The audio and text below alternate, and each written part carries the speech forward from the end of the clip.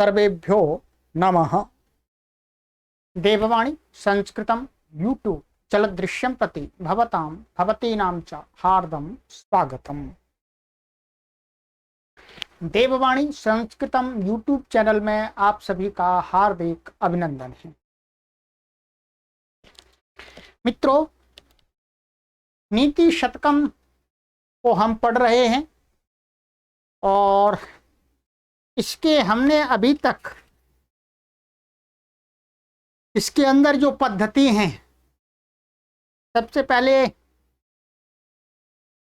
इसकी मूर्ख पद्धति के कुछ श्लोक थे वो पढ़े थे। फिर हमने दूसरी पद्धति थी इसमें विद्वत पद्धति, जिसमें विद्वानों की प्रशंसा की गई थी।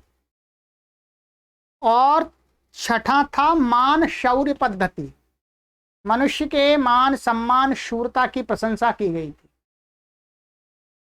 अब हमारी चौथी पद्धति आ रही है अर्थ पद्धति। अर्थ मीन्स धन। इस अर्थ पद्धति विभाग के अंदर धन की प्रशंसा करेंगे, धन की महानता बताएंगे, धन की उपयोगिता बताएंगे। ठीक है, कि धन के बिना संसार में मनुष्य निर्बल, दुर्बल, असहाय होता है, भिक्षुक होता है। धन की भरपूर प्रशंसा करेंगे।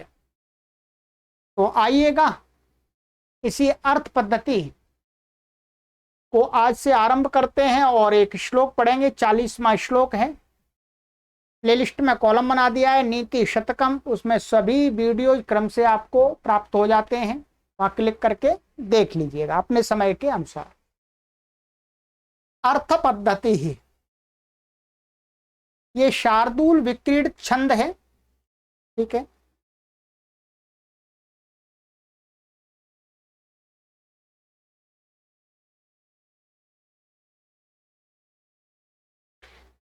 आचार्य भर्तृहरि महाराज कहते हैं इस श्लोक में ये बताया गया है कि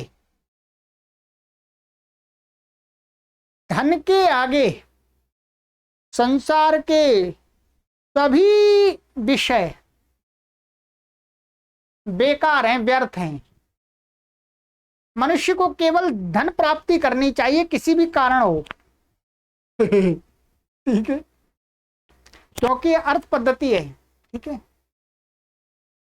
यहां अर्थ की प्रशंसा करनी है उनको। तो आइएगा कौन कौन से संबंधों की उपेक्षा बता रहे हैं, उससे उदाहरण दे करके कहते हैं जातिर्यातुरसातलम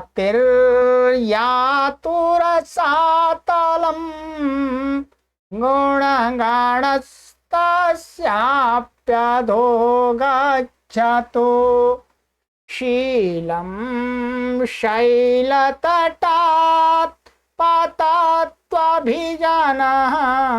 संदैह्यतां वह्निना शौर्ये वैरिणि वज्रमाशो निपतत्वार्थोस्तु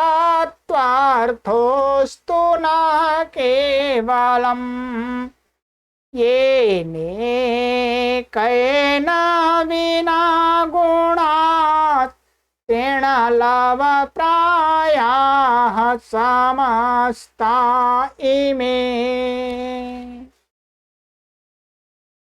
आइएगा पदच्छेद देख लेते हैं। इसका अन्वय, पदच्छेद नहीं अन्वय, अर्थ करने के लिए किस प्रकार से पदों को हमें रखना है। यह अन्वयः जाति रसातलं यातु गुणगणः तस्य अपि अधः गच्छतु शीलं शैलतटात् पततु अभिजनः वह्निना संदह्यताम् वैरिणी शौर्ये आशु वज्रं निपततु नः तु केवलम् अर्थः अस्तु येन एकेन विना इमे समस्ताः गुणाः त्रीण लव प्रायाः सन्ति। ठीक है, संति का इसमें अध्याहार कर लिया है, इस संति पद का अध्याहार कर लिया। आइएगा अब इसका अर्थ देख लेते हैं। जो धन को चाहने वाला व्यक्ति होता है उसके विषय में मुख्य रूप से बताइए, जो धन के पीछे पड़ा रहता है उसकी सोच कैसी होती है। वस्तुतः ऐसा व्यक्ति अच्छा नहीं माना जाता, ये ध्यान रखेंगे, अच्छा नहीं माना जाता। परंतु आचार्य भर्तृहरि ने जो संसार में जो लोग धन के पीछे पड़े रहते हैं उनकी मानसिकता कैसी होती है, वो किस स्तर पर धन को चाहते हैं, ये बताया है। उनके जीवन में धन को कितना महत्व दिया जाता है ये बताया है। क्या कहते हैं? कहते हैं जो धन को चाहने वाला व्यक्ति है वो क्या सोचता है, कहते हैं जाति ही रसातलम यातु। भाई मेरा जो जिसमें जाति में उत्पन्न हुआ हूं, मनुष्य जाति में उत्पन्न हुआ हूं, मनुष्य जाति का उद्देश्य क्या होता है? शुभ कर्म करना, पुण्य कर्म करना, मोक्ष की प्राप्ति करना, ईश्वर का चिंतन करना, ध्यान उपासना करना, आत्मा को पवित्र बनाना, परोपकार करना, ये मनुष्य जाति का उद्देश्य है। परंतु जो धन को चाहने वाला व्यक्ति होता है वो कहता है भाई मैं बेशक मनुष्य जाति में उत्पन्न हुआ हूं पर मनुष्य जाति जाए बाढ़ में। रसातलम, रसातलम माने बाढ़ में, हिंदी भाषा में ऐसे बोलते हैं, भाई मेरी जाति जाए, मनुष्य हूं मैं, मनुष्य जाति जाए बाढ़ में, मुझे कुछ लेना देना नहीं मनुष्य से। मनुष्य जाति का जो भी उद्देश्य है उससे मुझे कुछ लेना भी देना नहीं। तो कहते हैं जाति ही रसातलम यातु, जाति जाए भाड़ में। रसातलम माने दूर चली जा, कोई मतलब नहीं मुझे उस जाति से। गुण गणः तस्या अपि अधागच्छतु। और संसार में जो आचार्य लोग हैं, महापुरुष लोग हैं, साधु संत महात्मा लोग हैं, जिन्होंने गुणों को धारण करने के लिए बताया, वही परोपकार का गुण धारण करना चाहिए, सत्य का आचरण करना चाहिए, मनुष्य को दयालु बनना चाहिए, परोपकारी बनना चाहिए, दानी बनना चाहिए, इत्यादि ये जो गुण बताए हैं, इन सारे गुणों का समूह जाए बाढ़ में जी। कहते हैं तस्यापि अधागच्छतु, उस बाढ़ से भी और दूर चला जाए, मुझे कोई लेना देना नहीं है उन गुणों से। गुणों को मैं लेकर के क्या करूंगा जी। और कहते हैं शीलम शैल तटात पततु, और जो अच्छे स्वभाव को धारण करने की बात कहते हैं लोग, जो अच्छा स्वभाव कहते हैं, शीलम जो स्वभाव है वो शैल तटात, शैल पर्वत के तट से नीचे गिर जाए, पहाड़ से नीचे गिर जाए, मेरे आस पास भी ना रहे, मुझे कोई जरूरत नहीं है अच्छे स्वभाव की। अभिजना वहनना संदह्यताम, और कहता है कि मेरे परिवार के लोग, मेरे जो कुल के लोग हैं वो जल जाए अग्नि में, मुझे कोई लेना देना नहीं है भाई, मुझे कोई भी लेना देना नहीं है। कहते हैं अभिजना, अभिजना माने जो कुल के लोग, हमारे पूर्वज माने हमारे दादा परदादा आदि, वो लोग बहनना संदह्यता माने अग्नि से जल जाएं, हमें कोई चिंता नहीं है भाई। क्या करेंगे उनका?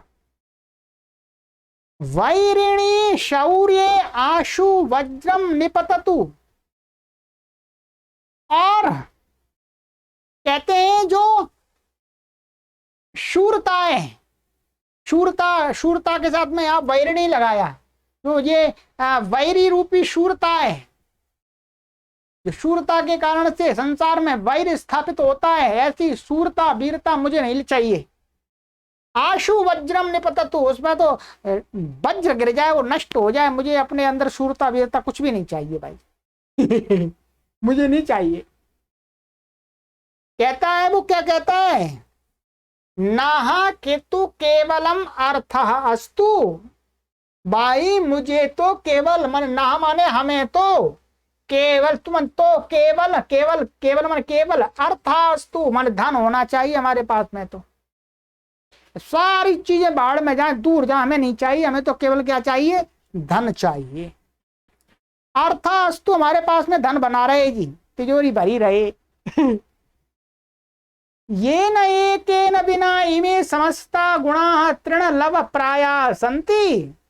ये न एकेन बिना, जिस अर्थ, जिस धन के बिना ये सारे जो भी हैं, जाति गुणों, जो गुणों का समूह, शील, और जो परिवार के हमारे लोग, कुल के लोग, और जो शूरता, ये सब क्या है, गुणा, समस्ता गुणा, ये सारे गुण तृण लव प्राया संति, अर्थात तृण के समान ही होते हैं ये। धन नहीं है तो ये सारा कुछ भी नहीं करेगा। कितना भी जो उच्च कुल में उत्पन्न हुए, धन नहीं है तो कोई भी पूछेगा नहीं, कोई भी सम्मान नहीं करेगा।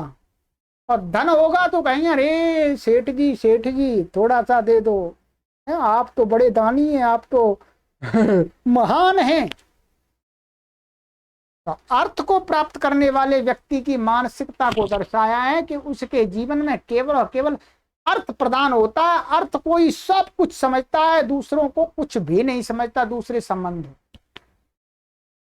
देखिएगा आचार्य भर्तृहरि ने बात तो सही कही। जो अर्थ लिप्सु होते हैं, अर्थ के पीछे पड़े रहने वाले लोग होते हैं, उनकी मानसिकता ऐसी होती है। समाज में आप देख सकते हैं, परीक्षण कर सकते हैं, आज भी परीक्षण कर सकते हैं, हजारों वर्ष पूर्व भी परीक्षण कर सकते थे। वही मानसिकता होती है जो अर्थ को चाहने वाले लोग होते हैं, वो सब कुछ किनारे रख देते हैं, सब अच्छे अच्छे कर्मों को, सब कुछ को, अपने माता पिता, पति पत्नी, बच्चों, सबको दूर कर देते हैं, केवल उनको धन चाहिए।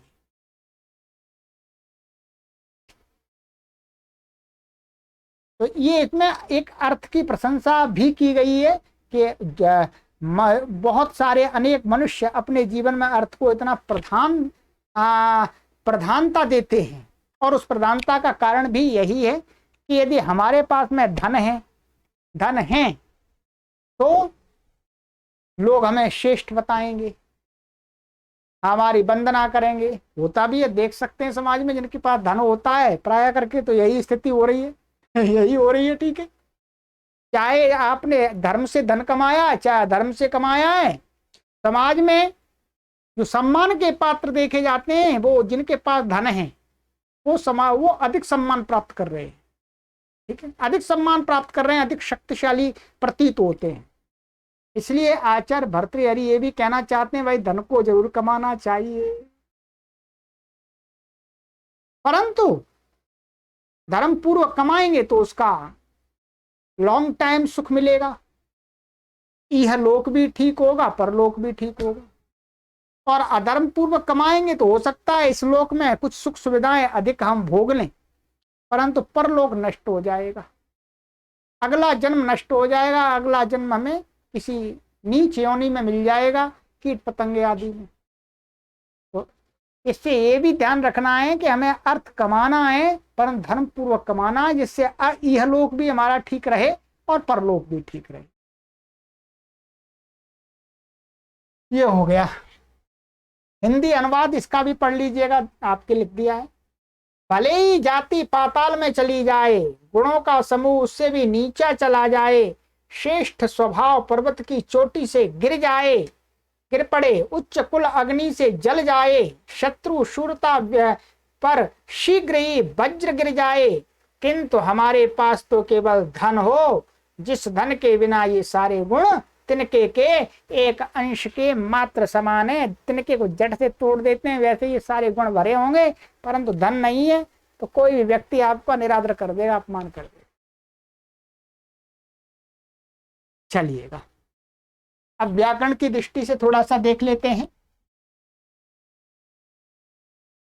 जाति ही प्रथमा व्यक्ति एक वचनांतम, रसातलम ये द्वितीय व्यक्ति एक वचनांत है, कर्म है, या तू क्रियापद है, लट लकार का प्रथम पुरुष का एक वचन का, या धातु का है। और गुण गणा माने गुणानाम गणः गुण गणः षष्ठी तत्पुरुष समास है, ठीक है, प्रथमा व्यक्ति एक वचनांत है। तस्य षष्ठी व्यक्ति एक वचनांत है। अपि अव्ययपद अधा, अव्ययपद अधा माने नीचे। गच्छतु लट लकार का लोट लकार का प्रथम पुरुष का एक वचन है। शीलम प्रथमा व्यक्ति एक वचनांत। शैल तटात पंचमी व्यक्ति एक वचनांतम। शैलस्य तटम शैल तटम तस्मात् शैल तटात। पततु ये लोट लकार का प्रथम पुरुष का एक वचन है। अभिजना, अभिजना का अर्थ होता है पूर्वज या कुल के लोग, ठीक है। वहनिना ये तृतीया का है, वहनी शब्द का तृतीय व्यक्ति एक वचनांत। संदहीयताम ये क्या है, कर्म का है, एक कर्म वाच्य। अभिजना वहनना दहीयताम माने अग्नि जला दे परिवार के लोगों को, ठीक है। तो ये संदहीयता में लोट लकार का कर्म वाच्य में है, ठीक है, एक वचन प्रथम पुरुष का, ये कर्म है। वैरिणी सप्तमी व्यक्ति एक वचनांत है। शौर्य शौर्य सप्तमी व्यक्ति एक वचनांत है, ये विशेष्य विशेषण बन गया। आशु अव्यपद है, शीघ्र। वज्रम प्रथमा व्यक्ति एक वचनांत है। निपततु लोट लकार प्रथम पुरुष एक वचनांत है। नाह ये है आपका अस्मद शब्द का रूप है, ये षष्ठी व्यक्ति बहुवचनांत नाह, क्या है, अस्मद शब्द का एक दूसरा रूप बनता है अस्माकम और नाह, ये बनता है। मे नौ नाह बनता है, तो ये है अस्माकम, इसका अर्थ है अस्माकम। तू केवलम अव्ययपद है ना, अर्था प्रथमा व्यक्ति अस्तु, अस्तातु का लोट लकार प्रथम पुरुष एक वचन। तृतीय ये न तृतीय व्यक्ति एक वचनांत, ये भी है।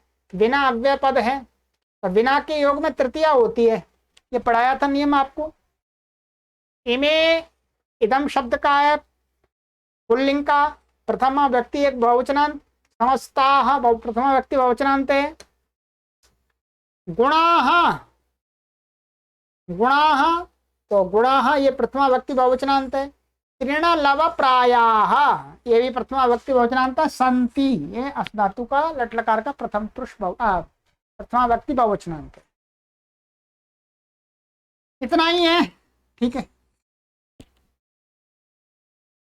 चलिएगा, तो ये आज हमने श्लोक पढ़ लिया, और आगे की कक्षा में अब इसका अर्थ पद्धति का 41वां श्लोक पढ़ेंगे। चलिए एक बार और पाठ कर लेते हैं इसका।